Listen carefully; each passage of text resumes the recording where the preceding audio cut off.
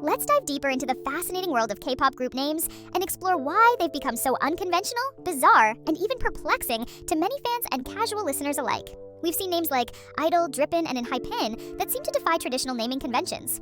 At first glance, it may seem like these names were randomly generated or picked out of a hat, but there's a method to this madness. The peculiar nature of these names is not just about being different for the sake of it. There are specific strategic reasons why these names are becoming more unconventional, and one of the key drivers behind this trend is SEO, search engine optimization. But that's just the beginning. Let's explore the multifaceted factors contributing to the rise of these quirky names. First, let's break down the role of SEO. In the digital age, K-pop is a global phenomenon, and the competition is fiercer than ever. New groups debut almost every month, if not more frequently, and with such a high turnover rate, standing out in a crowded market is no easy feat. This is where SEO comes into play. When fans or even casual listeners search for a group, companies want to ensure that the results are immediate, relevant, and focused. Imagine a group named something as generic as Diamond. You'd probably have to wade through pages of unrelated jewelry stores and articles before you even get a glimpse of the group. But a name like Idol or IZ*ONE, it's unique, memorable, and crucially, it's searchable. You type that into a search engine, and boom, results that are all about the group, no distractions, no confusion. SEO is not just about Google though, it's also about social media. In today's digital landscape, platforms like Twitter, Instagram, and TikTok are equally important when it comes to searchability. A name like IZ*ONE or TXT is short, distinctive, and instantly recognizable. On social media, where hashtags and trends reign supreme, having a unique name ensures that your content is easily discoverable and doesn't get lost in the noise. Compare that to something more generic, and it's clear why these names are designed the way they are. They're crafted to dominate their space, to ensure that when people search for them, they find exactly what the company wants them to find. Content, news, and updates all centered around the group. But SEO isn't the only reason behind these strange names. Another significant factor is the global market. K-pop isn't just for Korean audiences anymore, it's for the world. As groups aim to capture international attention, companies need names that resonate across different languages and cultures. A name that's easy to pronounce and remember in Korea might not work as well in the United States, Europe, or Latin America. So, companies go for something that's universally unique.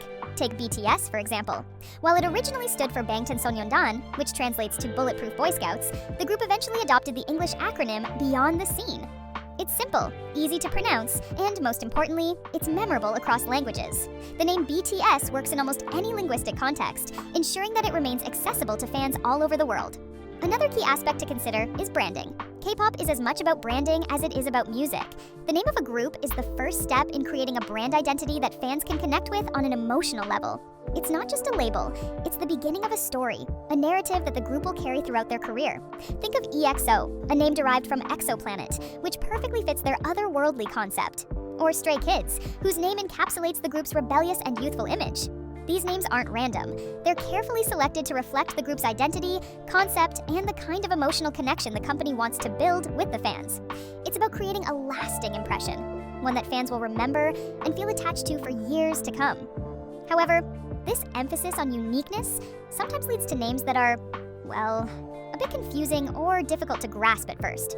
For example, let's talk about Idol. The name is pronounced Idol, but the silent G is there to represent girl, making it Girl Idol or simply Idol. It's a clever play on words, but it's not immediately obvious. Many fans, especially international ones, were initially confused about how to pronounce it or even what it meant. This is where the creative risks of unconventional names come into play. Sometimes they're a hit, and sometimes they leave fans scratching their heads, wondering if there was a mistake in translation or if they missed some deeper meaning. And then there's the trend of using numbers and symbols in names.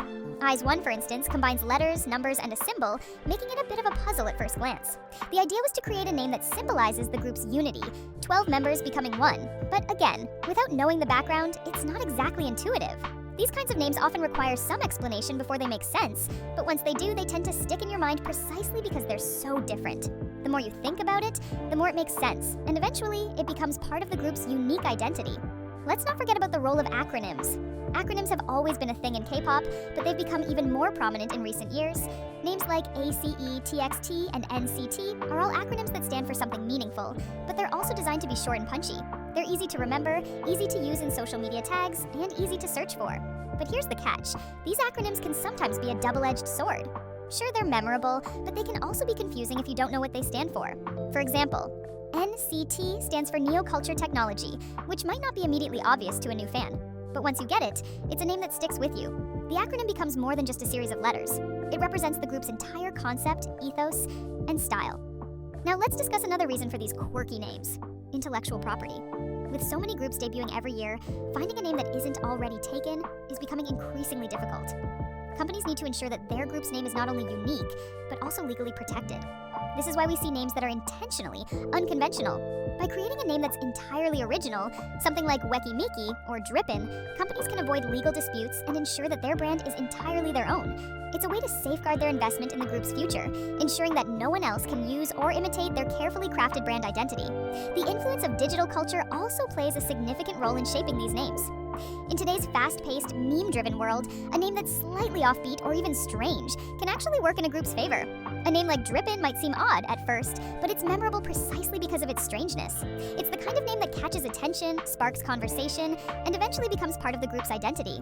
In a way, these names are designed to go viral, to be talked about, and to stand out in an oversaturated market. They're not just names, they're conversation starters, icebreakers, and ultimately, a way to keep the group relevant in an industry that's constantly evolving. But not every name is a hit. Some are downright baffling, even to seasoned K-pop fans.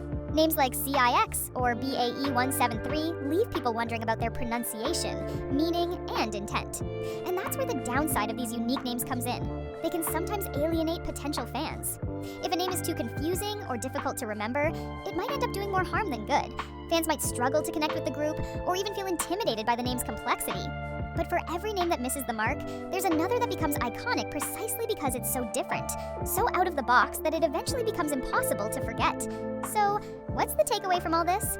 K-pop group names are getting weirder? Yes. But it's not just for the sake of being weird. There's a lot of strategy behind these names. From SEO to global branding to intellectual property concerns. Companies are constantly trying to find the sweet spot between creativity and practicality, between standing out and being accessible.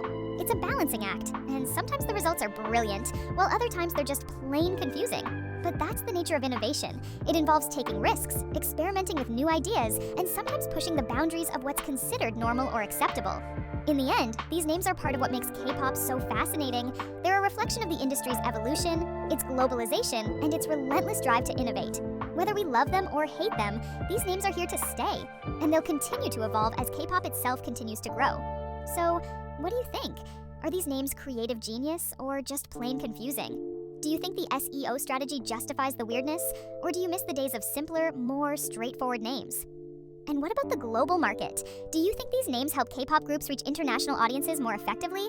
Let me know your thoughts in the comments below, and as always, don't forget to like and subscribe.